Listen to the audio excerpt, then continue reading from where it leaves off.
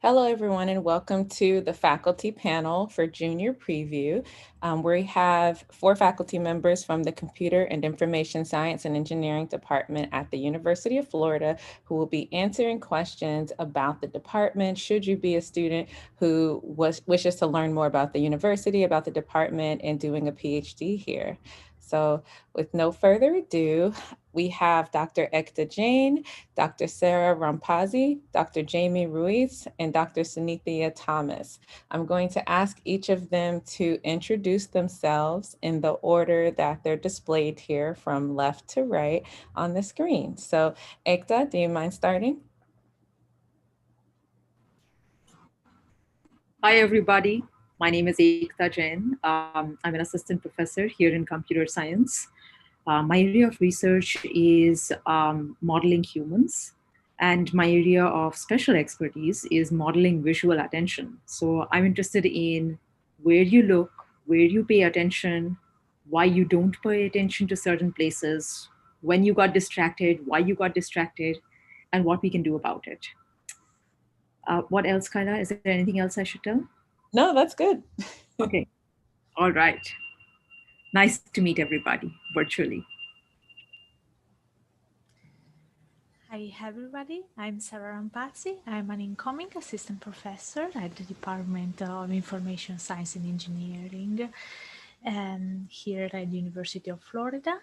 And my research is about cyber-physical system security. So in my lab, we study vulnerabilities of devices in different fields, from IoT, from medical devices, autonomous vehicles, and we try to discover how they can interact this system to each other, what kind of vulnerabilities you have, and how to defend against like malicious attack on these devices. I got my PhD in Italy, and I joined 3 years ago the University of Michigan, and I will join University of Florida in January.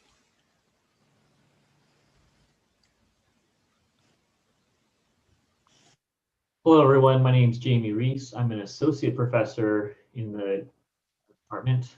My research is in human-computer interaction. Specifically, I focus on multimodal interaction, both a lot of speech, a lot of gesture, especially in the terms of VR and AR, and how we could use multimodal input to infer users' intent. So I tend to use a lot of AI techniques in my interactions. Yeah.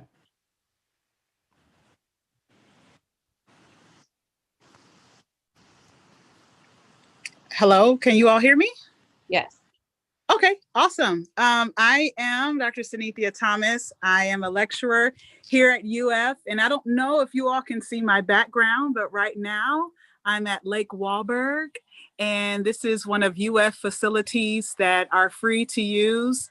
You can kayak, paddle boat, do all kind of things, sit on a hammock, have a picnic, but I'm out here. And so this is one of the bonuses here at UF. But I graduated from UF 2019 in HTC. My focus was on athlete development, creating technologies that are culturally relevant for athletes. And I use natural language interfaces to create a transitional software to help athletes transition from sports into a career. I also recently did some research in women in computing, first year programming fundamentals class, doing an entire class of just women. And so we got some good results and just published that. So yeah, I'm here to answer any of your questions and help you however you need to be. Okay, so as Sunithia said, this is the point that you all have been waiting for. You can ask any questions that you would like to ask of the faculty that we have here. So let's go ahead and get started. You can unmute yourself if you want to go ahead and ask your question. Anyone can start.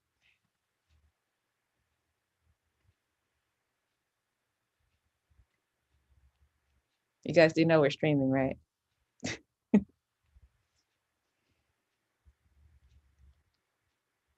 All right, I'll put up one of my questions. I'm actually very, very shocked that Natalia doesn't have one. So a question that you may not know to ask is, how does a student choose a research topic in each of your labs?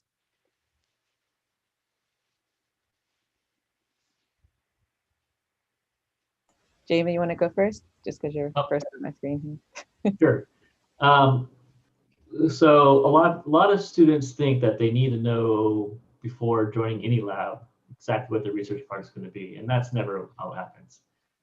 There's an expectation that you may think you know what research is, but you're going to realize that you probably don't. And so there's a lot of learning here you need to do. And my job as your advisor is to help you, to guide you through that process. So the first thing people do in my lab is I put them, they become kind of a helper to a more senior student. So right away you start contributing to projects that are going on as you kind of learn the process and everything. And then, as we move on, and as you get more familiar with research, you'll start getting that idea of like, oh, I'm kind of interested in this kind of aspect. Or I mean, I'm kind of interested in that.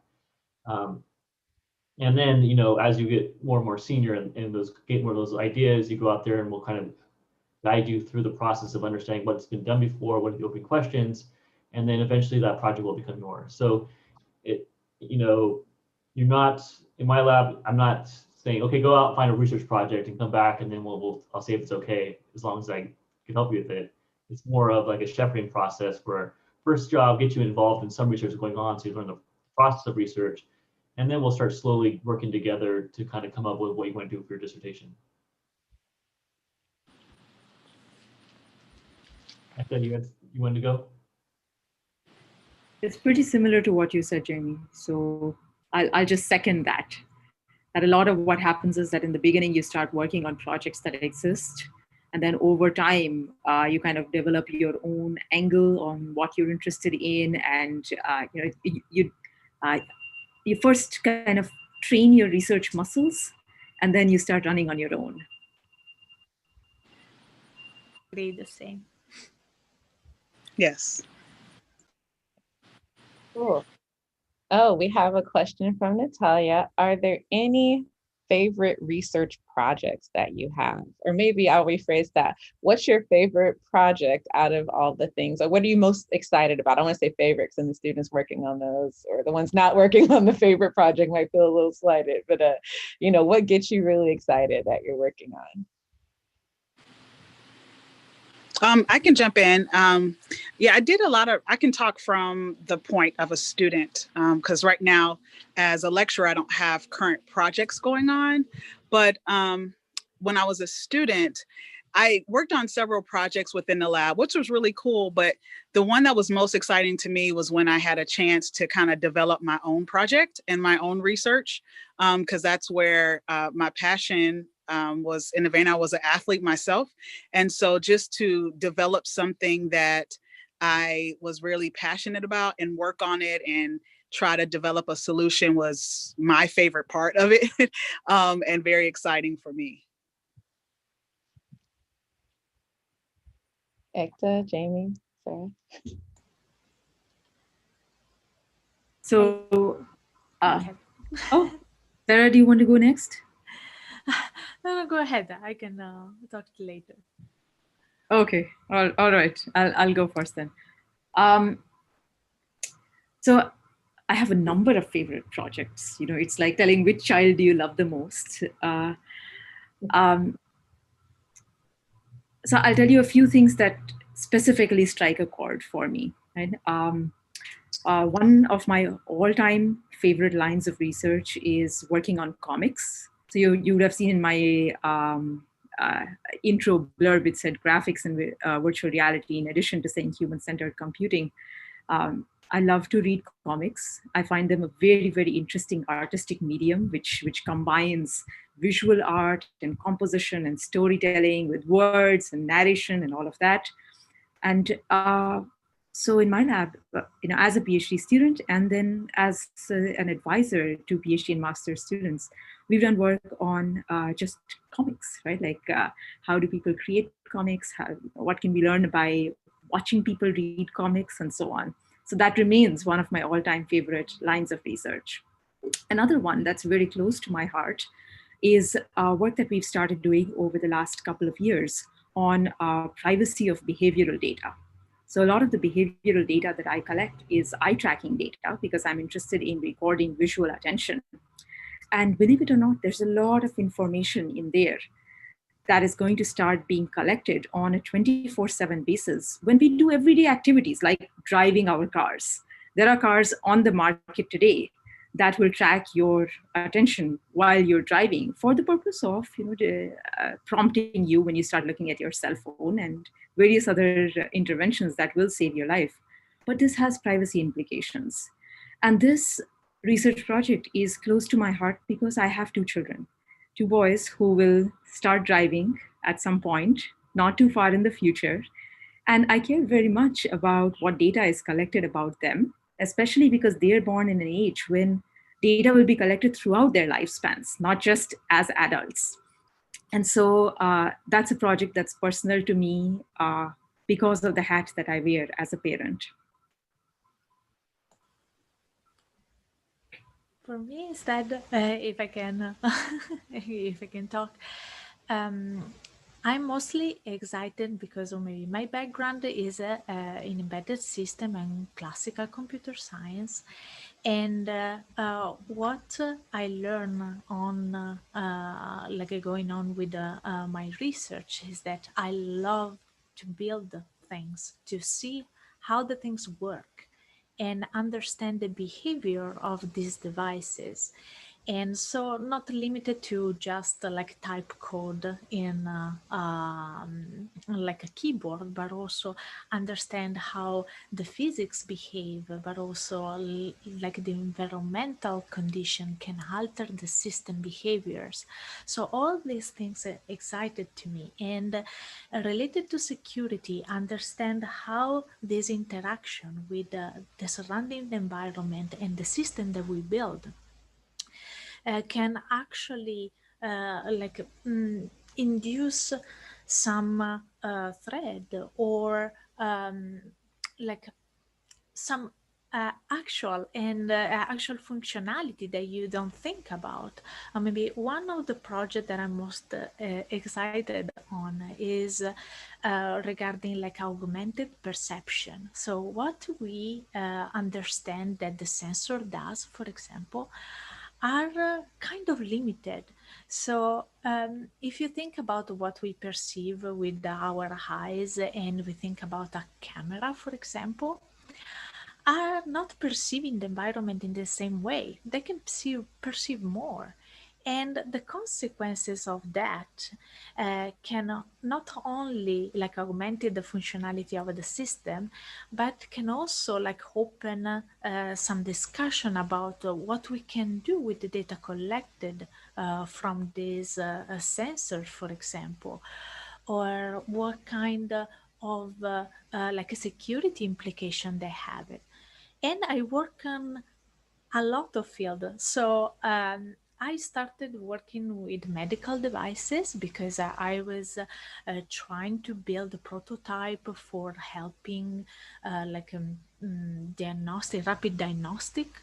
And then I started switching on like working on cyberspace, but also like, for example, autonomous cars. So I'm very excited because every time is a different field and there is like a lot to learn every day, and you can find your own path in whatever you like the most. You can work like in one project in biology one day, and you can like start maybe to work on satellite on the other. So this I love about my research because you can actually help to build more secure devices, but also understand like how computer science is involved in all these different fields. So So I'm gonna just give my favorite, and then I'll answer the next question. Oh, we have a different question, but go ahead. Oh, so I wouldn't say I really have a favorite, but I just wanted to kind of mention kind of a fun one I had recently that was just actually published weeks ago. It was a collaboration I had with some folks in Germany, and we were looking to see how people would perceive a virtual agent, whether it's a kind of robot looking, human robot looking, or like an animal looking. When the agent, instead of, was not only helping you complete a task, but also criticize you when you did poorly, right? So, the title of the paper is, "Wow, you're terrible at this." Because the agent would actually say that to people. And we would just kind of look at, and usually when we talk about the cyber research, usually these agents are really positive. And so we want to look at what happens when it's positive and negative and how people perceive. So that's kind of like a fun one I've done recently. That's I pretty. see a question in the chat was, So we have one, we're going to go to YouTube first. So we have a question from someone streaming on YouTube, Praktika Sharma. She asks, do you need to have any publications when you're applying for the PhD? Anyone want to tackle that? No. Right. No, you do not.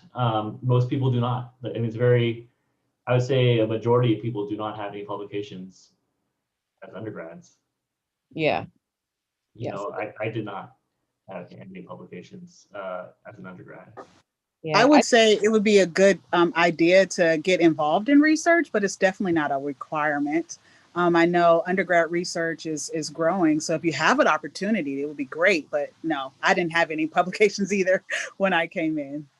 Right. And I know most of you are juniors, and so it's a good opportunity if you're thinking about it, is to go out and explore opportunities both at your local institution, and there's also a lot of programs, those REU programs. I'll give you experience over the summer, to test out what research looks like.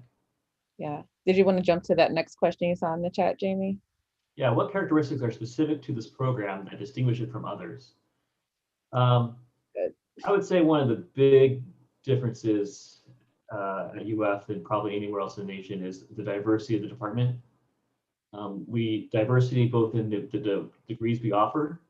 We offer computer engineering, computer science, as well as a human-centered computing PhDs, but as well as the diversity of both the students, who come from all different backgrounds, as well as the faculty.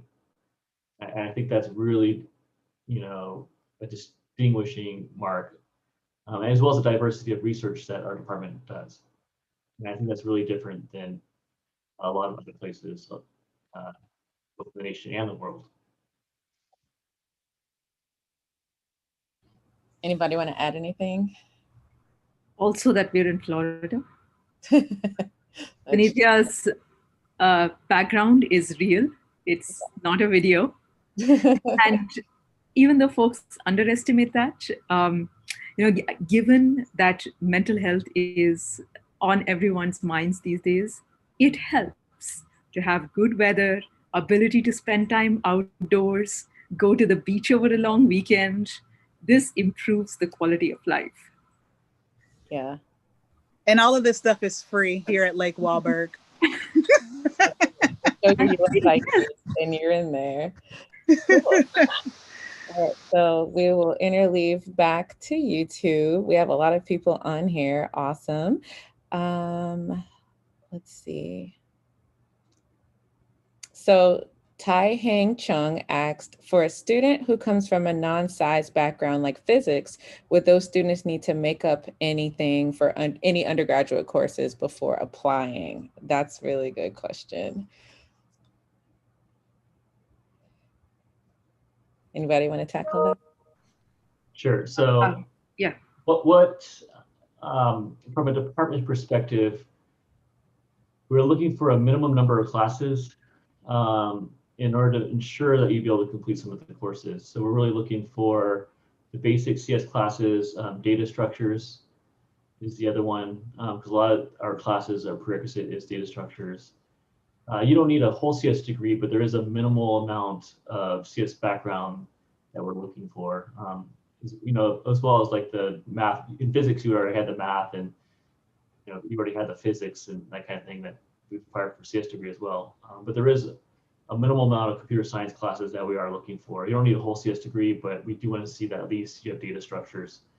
At minimum, at least for the HCC program, if you want to do something like the CS engineering, you'd probably expect to have also advanced algorithms course as well as software engineering. And so it depends on what PhD program is, but we do expect to have, you don't need to actually have a PhD major, like your major doesn't have to be, computer science, but we do expect to have some computer science background in order to complete the courses in the department. Yep. Okay, let's jump to the question in the current Zoom. I'm going to actually combine these two. They kind of intertwine. So what advice would you give to someone who wants to be successful? And well, actually, these might be two different questions. So we'll just start with what advice would you give someone who wants to be successful in the PhD program here?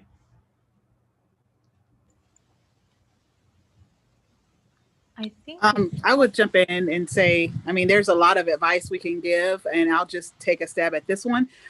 Community means a lot, and peer support, your lab mate support. I would say get out there and meet people within your lab as well as other labs.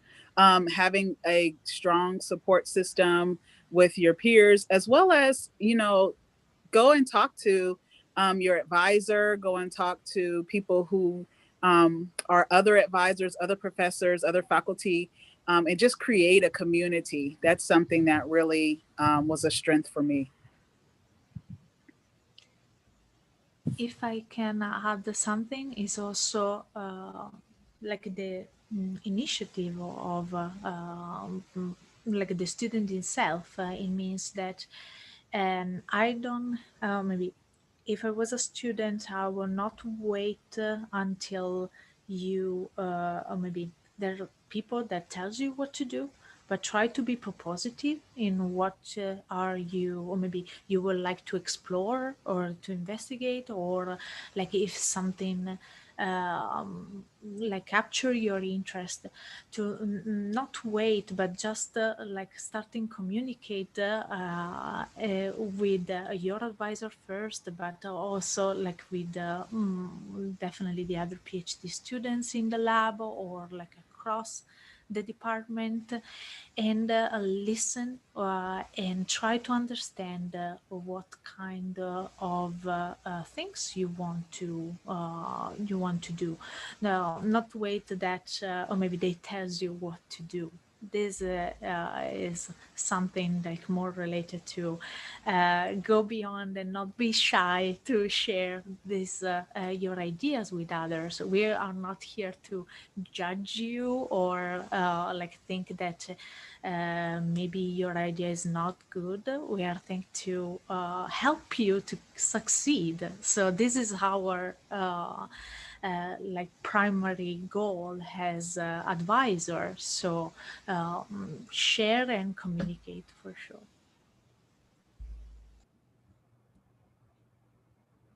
I guess I'm just gonna piggyback on Sarah's comment there. I think what she said, as well as Cynthia's, is important. But also, I think I find students that have scientific curiosity, right? Because a lot of in graduate school, you're not going to spend a lot of time in the classroom. You're going to kind of be self-learning, and it's really having that scientific curiosity and kind of wondering, and be able to go out there and explore and kind of figure things out.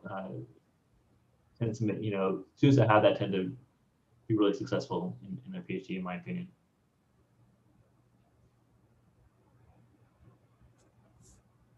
Did you want to add anything, Ekta?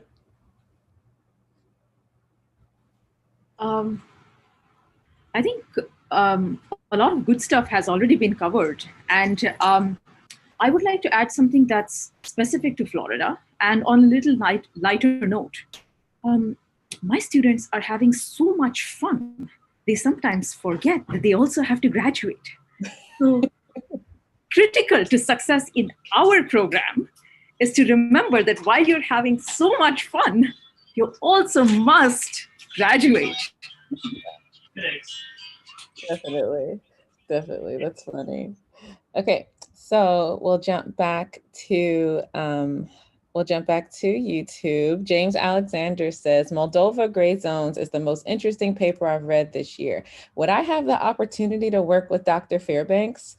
Also, congrats to all those who made associate professor.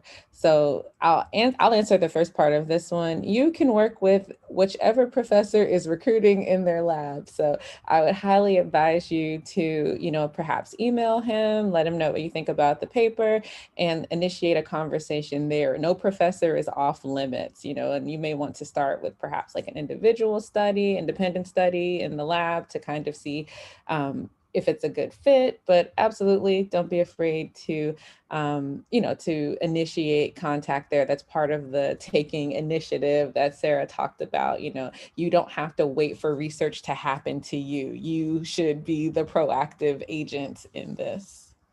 Okay, we'll jump to the other Zoom chat. What qualities do you look for in a prospective PhD student for your lab?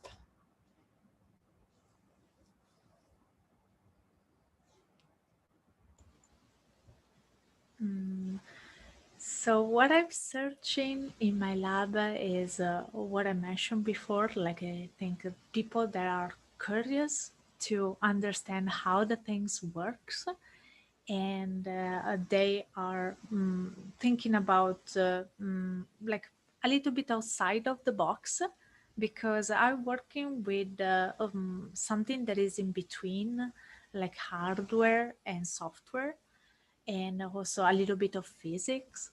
So something that you might don't think might happen, and the curiosity to explore, to try and say, okay, I want to try this little thing. So make this simple experiment and see what happens with that. I'm definitely like searching for that kind of students. This is something that for sure maybe is not something that you learn the first day that you start the PhD program. Is a process. So I also don't search like people that are already done that, because you're just started, so you don't know how to do research. You have to learn. So definitely maybe I don't expect you to like start the first day and go by yourself and do like experiment starting like building stuff. I don't ask you for that, but just the curiosity to understand, oh, I read this interesting thing and I don't know how it works, how I can like learn more about this topic, how I can like investigate this more in depth, what you suggest, something like that, that actually open the possibility and open your curiosity to understand how the things works. I think is what I'm searching for in a student, basically.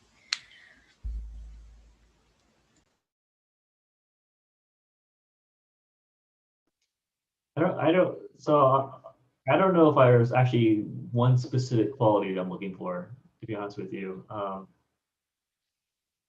A lot of it really depends, so there'll be some times where I'm looking for someone that has special expertise because maybe I have a project that needs that expertise and they have maybe shown some experience or interest in doing that project. Really what I'm trying to get at, and I interview everyone that I end up have interest in hiring. I talked before is if they had that that scientific curiosity, and a lot of it also has to do with do I feel like I could manage a student? Like if there's a student that needs a lot of, it comes across that I'm not a micromanager, and I can't micromanage people. And some students need that and do very well if they have an advisor who's able to micromanage them. I just know that's not me, right? And so really it's more of, do I think it's going to be a good fit within the lab, both on expertise and what the student needs and what I'm able to provide. I don't think there shouldn't really, other than scientific curiosity, I don't think there's really specific qualities that I'm looking for.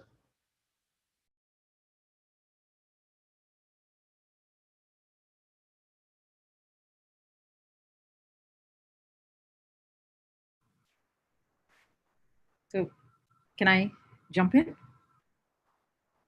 Yeah. So I heard a number of things which I would echo as well. You know, curiosity, initiative, just kind of independence, right? Like being a self learner and a self starter. It's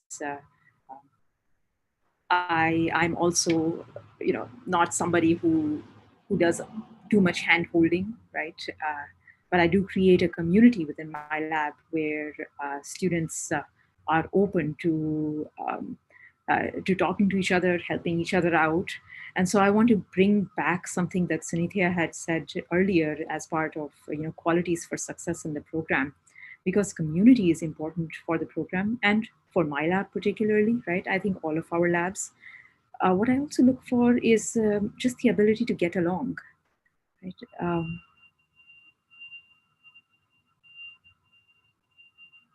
That's all. Do you want to add anything, Sunithya? I think it takes grit to stick with it, stick-to-itiveness. But yeah, it just takes a lot of determination, grit. You're gonna have some times where you come against some different things. Life happens that, you know, may discourage you. I am a witness to all of the above. That sometimes you may get discouraged in yourself and your performance, but if you just have grit to kind of get her done, you are good enough for this, and you can do this, and you have to believe it. So yeah, that's all that I would like to add. Yeah, I agree 100% with that. That resilience where, you know, the degree is going to knock you down. It's not a if, it's a when. Like, so it's, you know, being able to see that as a learning moment and not something that indicates, oh no, I'm not here for this. You know, this is a complete failure for my whole life. Right. You have to just keep getting up. Okay, Yeah. so Natalia asked, how long does it typically take a student to finish a PhD in your lab? I can start with that. Minimum of 5 years. I want to say maximum of 6. Yeah. After that, I don't want to see your face anymore.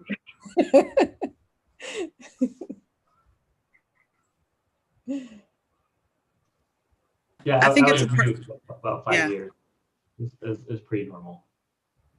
Yeah, it's the same. I would also like to add, you control your own destiny too. So you can get her done, or you can extend it and prolong it. I know people that gotten their PhD done in as quick as 4 and 3 or 4, and I've known some that are like 10 years.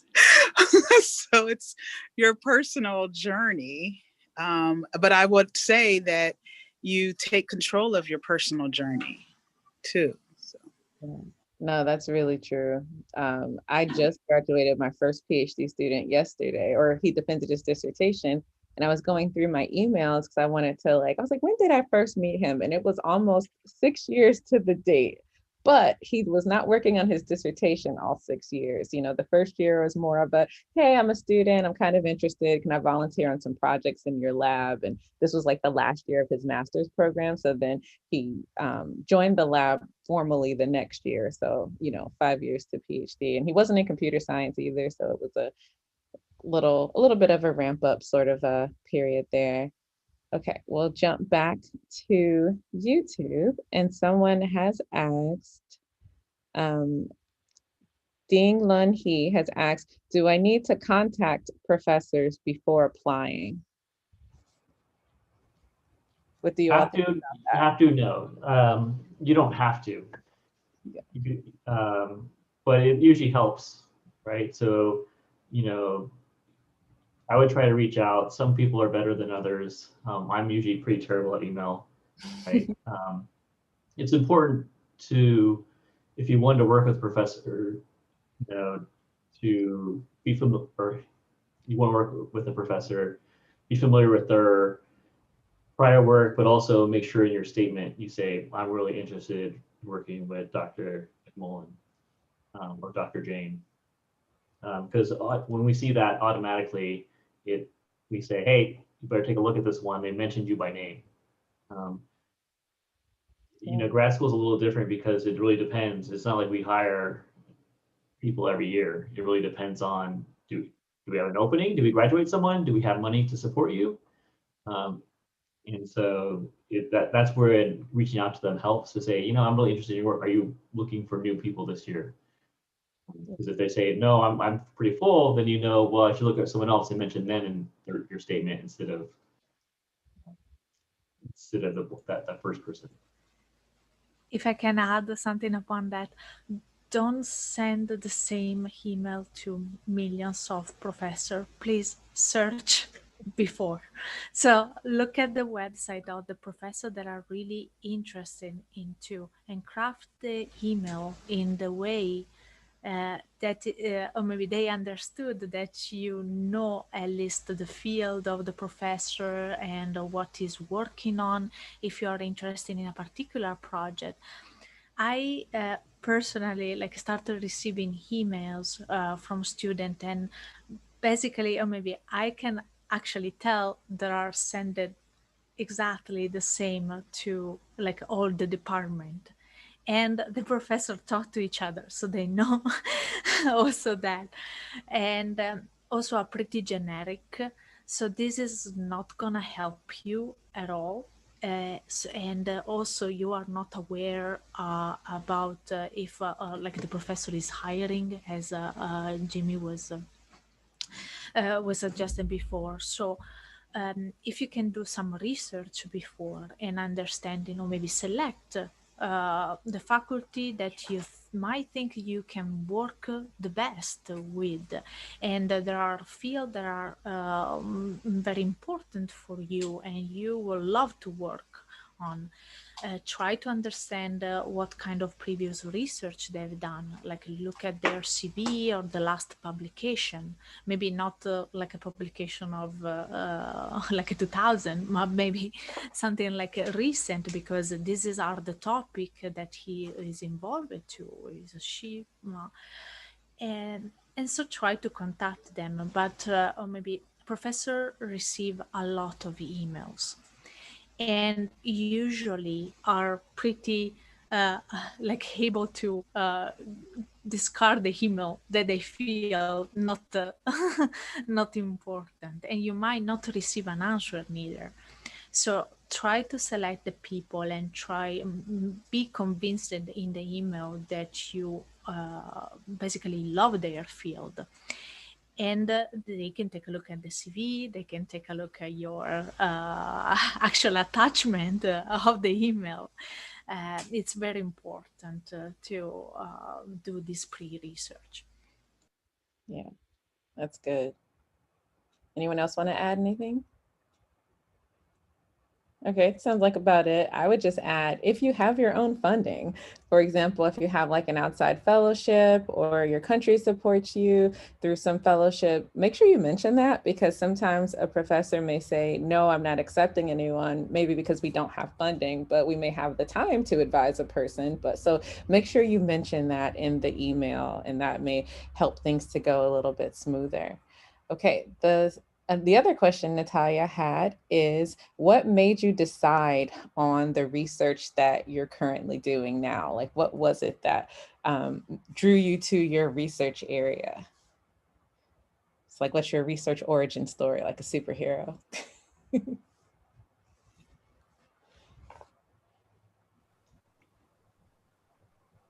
So I can take a shot. I like to draw. I like to draw, do pencil sketches. I like to paint. I also like to build stuff. So that's how I did my PhD in robotics, right? So that's how I got into robotics. And it so turned out that much of the mathematics that's used to make robots move is also the mathematics that's used to make things move on screen, right? Like Pixar characters. And so that's how I started doing research in graphics. And then I realized that graphics is not about creating something that's real at all. Graphics is about, one, convincing you that it's real. Two, um, you know, getting some response from you, making you smile, making you cry, right? Like that's the proof of the pudding. And so that's how I got into human-centered, as a human-centered approach to the algorithms. Right? So that was my story. So my story is I have a short attention span. I get bored with things relatively quickly, and by studying how people use technology and design new technology, it's always changing because technology is always changing. Right? That, and I like to have all these toys. You know, I get to evaluate and kind of play with these toys a lot. It's, you know, like right now the things AR and that kind of stuff. And so it was kind of a good fit for me. I think I mentioned before that I started with the classical computer science and embedded system, and then I switched to security. And this happened like a sort of naturally because I work also in industry for 2 years, and I get the possibility to work in like R&D department. And the more I get involved in building system and understand like the low level software and related to the hardware, it was correlated to security in that. Then I have from the beginning the passion of study sensors and all the perception systems, and everything got like in this way. I start to understand, okay, what I can do to mix the two. And also I have some experience in simulation for my work in automotive. So I started to understand, okay, how I can simulate what actually happened in the real world. And I can in which way I can control the system doing that. So it's a sort of flow that start from like the normal firmware development in computer science and evolved in this direction.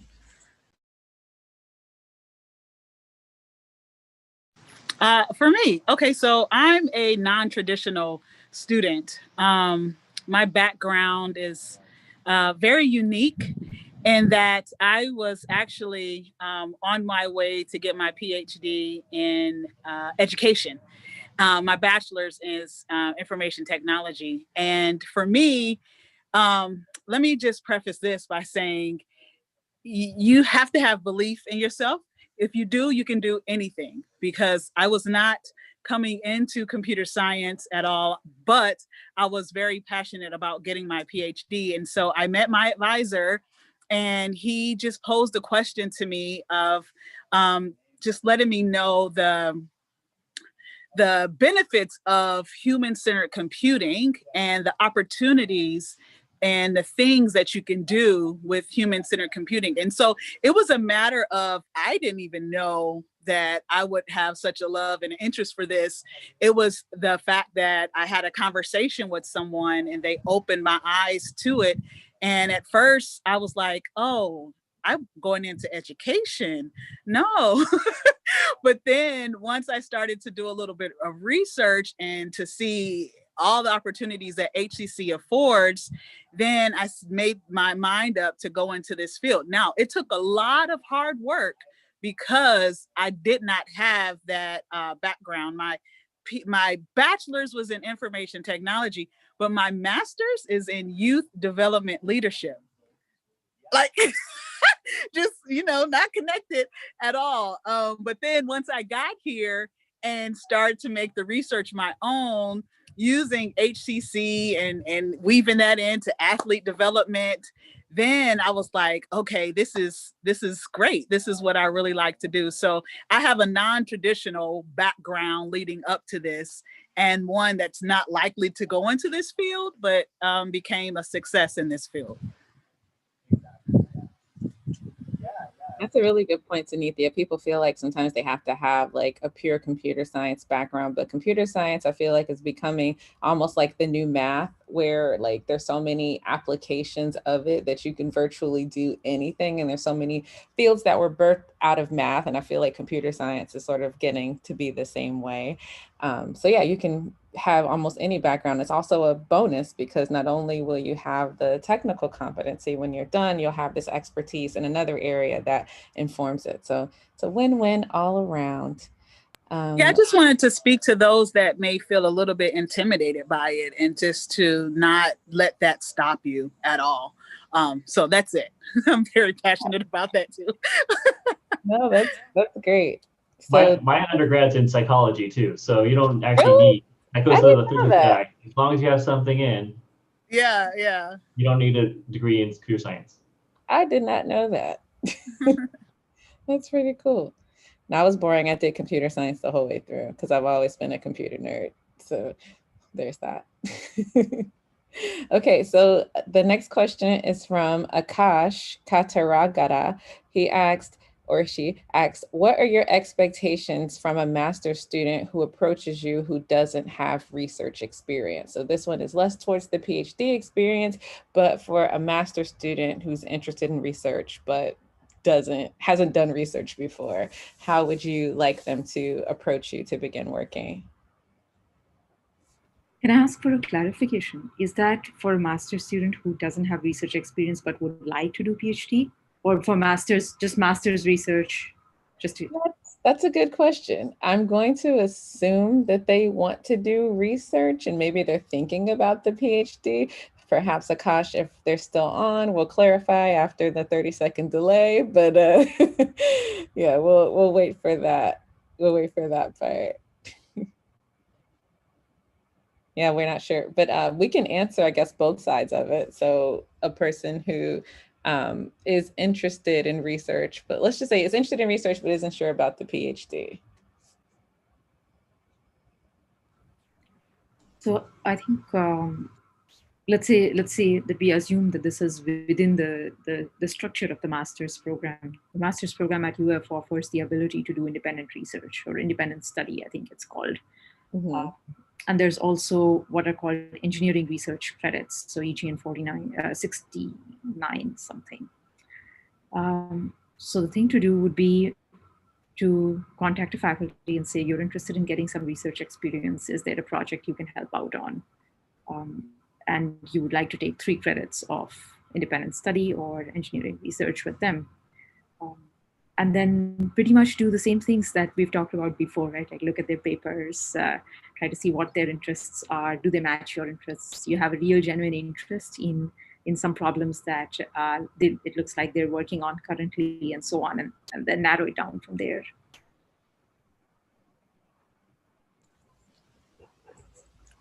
If I can jump in, from my perspective, the master can be like an option to understand if you want to like pursue the PhD program, because or maybe you can start with the master and usually it's about like one project, because or maybe it's about 1 year mostly, and you can understand is actually like the research life is what you want, because it's kind of different from classes. So it's a completely different approach. And especially if you don't have like previous experience in research, it's totally valid to try and see if it's fit for you, because or maybe as we mentioned before, it requires you a sort of independent.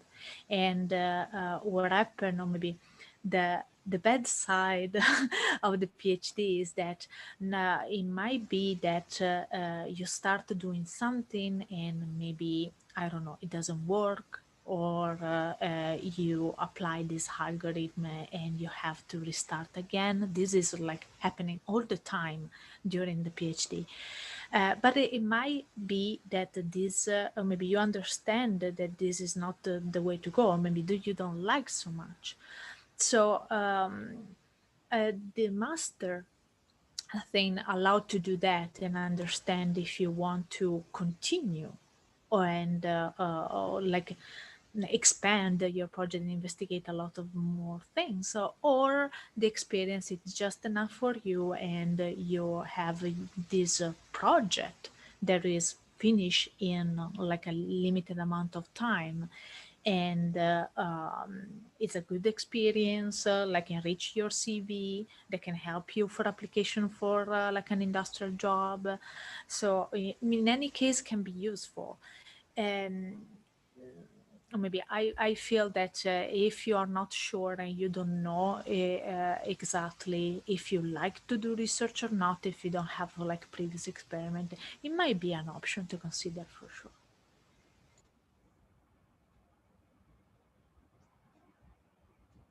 Yeah, I think that was pretty exhaustive. I do like the idea of like the try before you buy kind of thing with research, you know, with the independent slash directed study. So you have that natural clean, you know, it's the end of the semester. If it worked out, great. If it didn't, you don't have that awkward moment of like saying, hey, I don't want to be in your lab anymore. You know, you have the end of the semester as like that natural sort of break.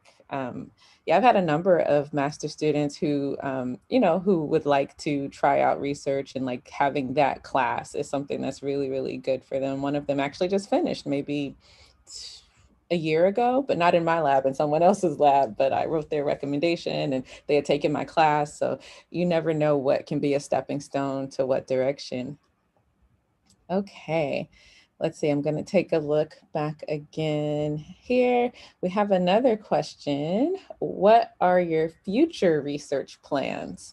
So yeah, what do you have? I would like to say, like, I'm going to take some liberties to expound on this, where what do you like, I don't want to say like pie in the sky kind of things, but like, you know, if you take what you're currently working on and move it out 2 steps, like, what do you see that being?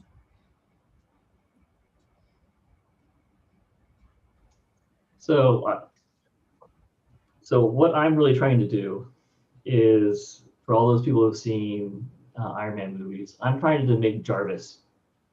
So I'm trying to make computers so we're not actually as a tool, but as a partner, and that are able to work with you and collaborate with tasks without you having to explicitly tell them exactly what to do.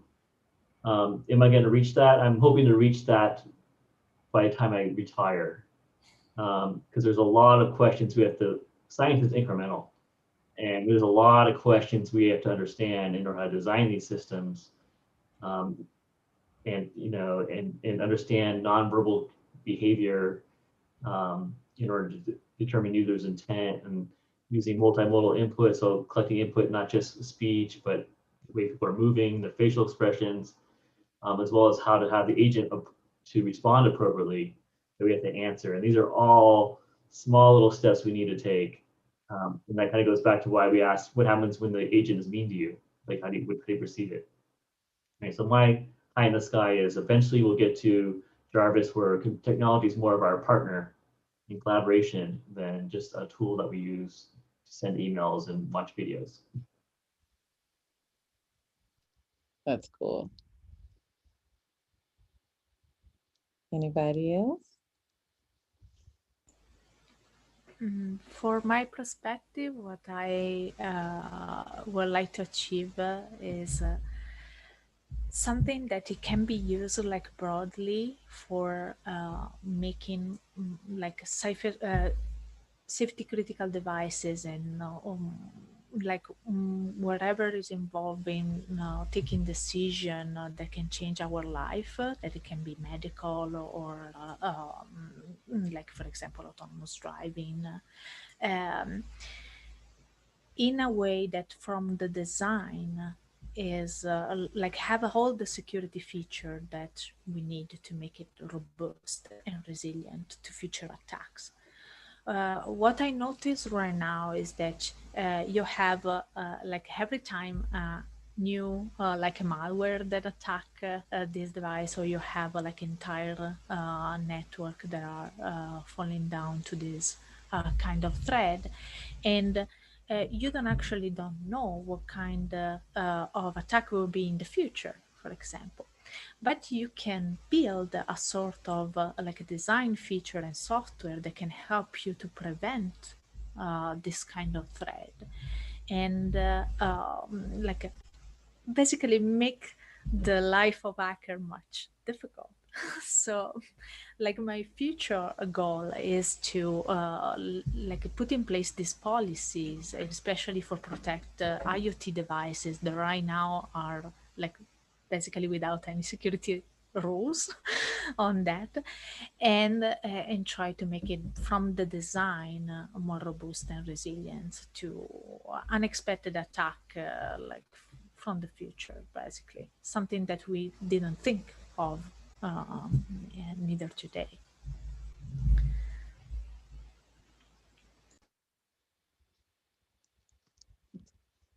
That's cool. Ekta, Sanithya, pie in the sky, future, take over the world plans. Well, so I'll say something and then I'll also answer Natalia's question in the last 3 minutes, I suppose, because they're interrelated. All of the best work that has come out of my research lab has been without a plan. So I'm decided that I'm just not going to have future research plans. And this is also related to the question that Natalia asked, which is which leadership skills were the most difficult to develop. And for me, it was knowing when to stop talking and when to trust my students to lead the way.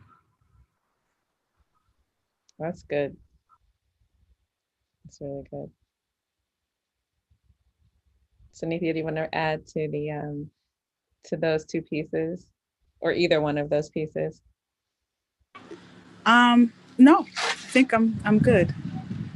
Yeah, I want to, to go around and ask everyone what leadership skills, were the most difficult to develop, because I don't know if they tell you this, but after you get a PhD, you all of a sudden get thrown into this role where they assume you can teach, you can mentor students, you can help someone get a PhD when you may not necessarily have all the training for that. So the good thing is UF has like lots of workshop series and things like that to support faculty there. So developing the skill, is something that you don't think about while you're in school, but it's something you can certainly develop. So I'm curious what everyone wants to say for this one, for leadership skills. I have a ton that I had to learn. I think I'll start. This is something that just came to me, that I have to learn how to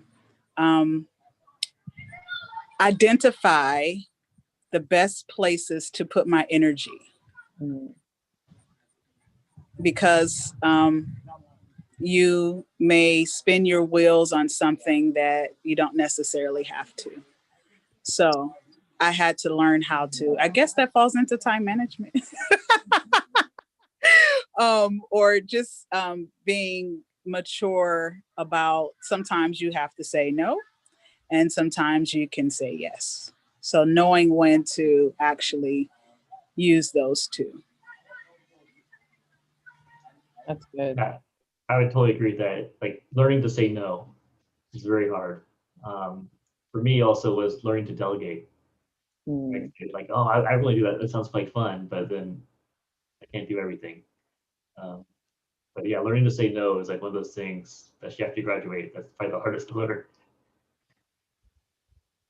Yeah. I definitely agree on the time management. Definitely. Another thing that I have to learn is to like try to understand which is the best way to get a team to work on a project, because maybe every person has his own mind, and is, well, maybe try to understand which is the best environment that the people needs to have, or maybe the person that you are working with, needs to have to like enforce and make this team, or maybe the building the team for me is like one of the major tasks, or maybe that I have to like still to improve, because I think this, or maybe the research can benefit on that, like the environment, the culture of the lab, the all, or maybe how you get along with each other, and how you can work the best to be successful is also depend on the environment that you have around us. So try to understand how to like make the people shine the best is one of the things that I'm still learning, and is always learning process as an advisor. Yeah.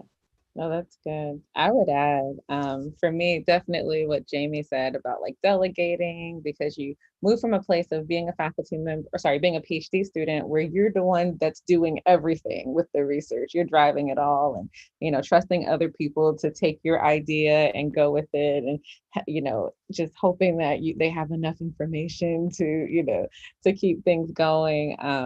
Yeah, and what else was there? Just there's a lot, and everyone doesn't require the same amount of, or just the same experience. Like I have one student where if we met every month, we're fine. But I have another student where we meet twice a week, and that's exactly how much we need to meet for them to, you know, take off. Eventually, you know, they'll get to a point where there's less frequent meetings, but, you know, you can't treat everyone exactly the same and think that you'll get the exact same result. Like there's one student who's very technically savvy, but I have to remind them to do things like, okay, there's a presentation, wear a nice shirt, but everything else we don't have to worry about. But, you know, there's people need different levels of, you know, of help and instruction and guidance, and being able to not only recognize that, but find that out early so you can devise your, you know, your plan for guiding them, I think was really, really important.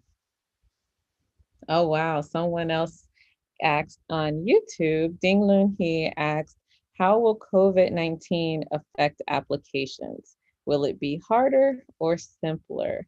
Are we talking about computer applications, applications to the program? I think applications to the program. I'll let Jamie take that since he's the admissions chair. So it's going to be a little bit easier in that the GRE is not required. So previously you would have to take the GRE.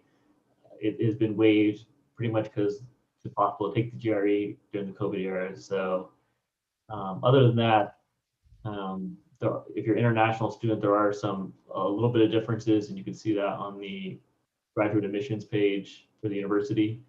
But the only main difference for everyone is the GRE is not going to be required, at least for fall 2021, most likely spring, but we don't really have spring admits.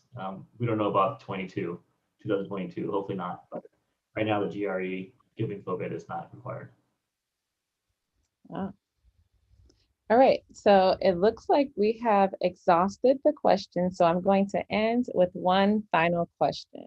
So if all of our panelists could take a second to think back when we all were at this stage in our journey, like a junior thinking about going to grad school, even if grad school wasn't on your mind, what would you go back and tell yourself at this point? I don't know if it's a piece of advice, something to do, etc. What would you go back and tell yourself? But before this one's a logistical question, I think, that has a yes or no answer to it for Jamie. Sorry to jump us out of that train of thought, but is the December 5th deadline applicable to current master students? Can a current master student convert to a PhD if they try some research through independent study first and apply at a later date?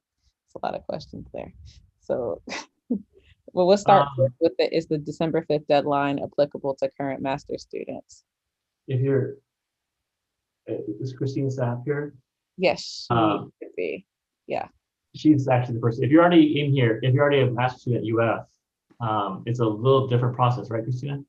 Yes. So if you're here already in the master's program, we have a deadline of February 1st for you to complete, and that is here again, those are just for the students that are here at UF. The December 5th deadline is for PhD students that are brand new coming in.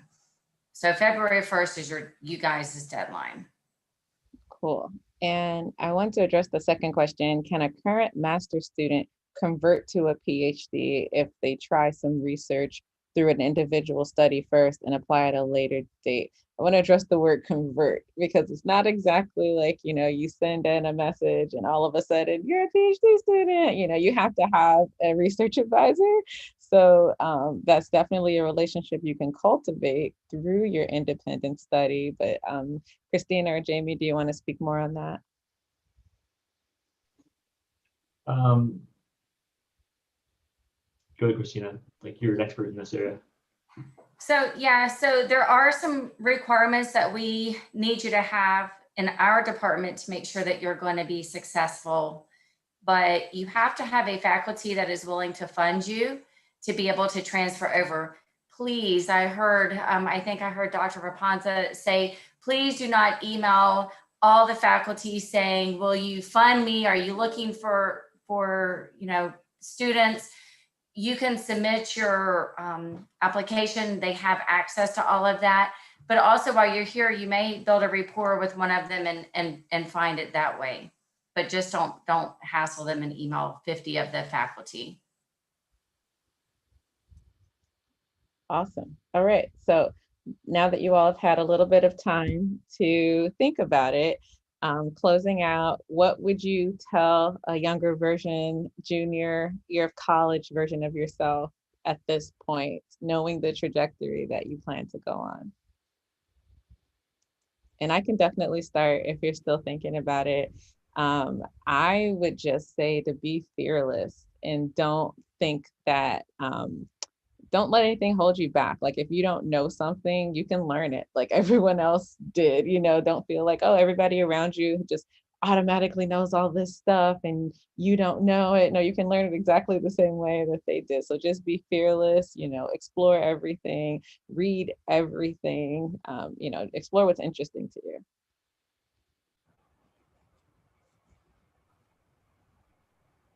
I guess my part is similar to that.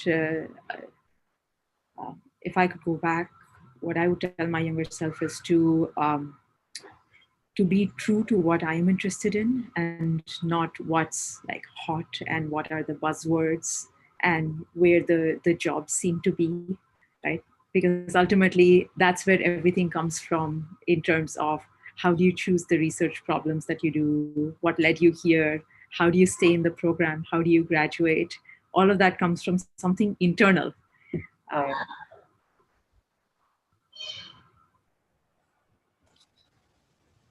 For me, or maybe I was always a little bit shy, and I got through my PhD in Italy, like always thinking, oh, if I did that, maybe it's not right, so I will not do that. So definitely, or maybe it's better to jump and like try different things and see how it works. Instead of keeping by yourself and don't try because you might think you're not or maybe all good enough or something like that. This is something that I will definitely tell myself to do, try. It's the only way that you can find what you are really passionate about. Another things for the student is that you don't have to have in mind, like from the beginning, what you would like to do 10 years from now. It's definitely fine to change it along the way. And you might find that what you were interested into now is not what you would like to do next. So it's perfectly fine to change and try what you like the most. So I would say my answer is very similar to what's said before. Like I took 6 years off between my undergrad and going back to grad school. And so really what I would just say is everyone's path is different. Okay, you're not gonna have the same path as your friends or you're not gonna have the same path as any of us sitting up here. Everyone's gonna have their own path. And it doesn't mean you can't do it. just because your path is different doesn't, everyone's going to eventually end up in the same place. That's graduating with a PhD. So just remember, your path's going to be different. I took 10. Yes. Okay. So I would tell my younger self, girl, believe you are amazing. That's what I would tell my younger self. And you deserve a seat at the table. So pull up a seat. Awesome. I love it. So at this time, I want to thank all of you for taking time out of your busy schedules. For the people who are here in the Zoom, you may want to turn on your cameras and give them a quick little thank you if you're near your computer. But I just want to thank you all so much. I know as faculty, our time is so precious. So for you to take the time to, to come and talk to these students and also the people online who are thinking about University of Florida, I just really value your time. Thank you so much. So we are going to take a break and we'll return at 3:30 with the PhD student panel.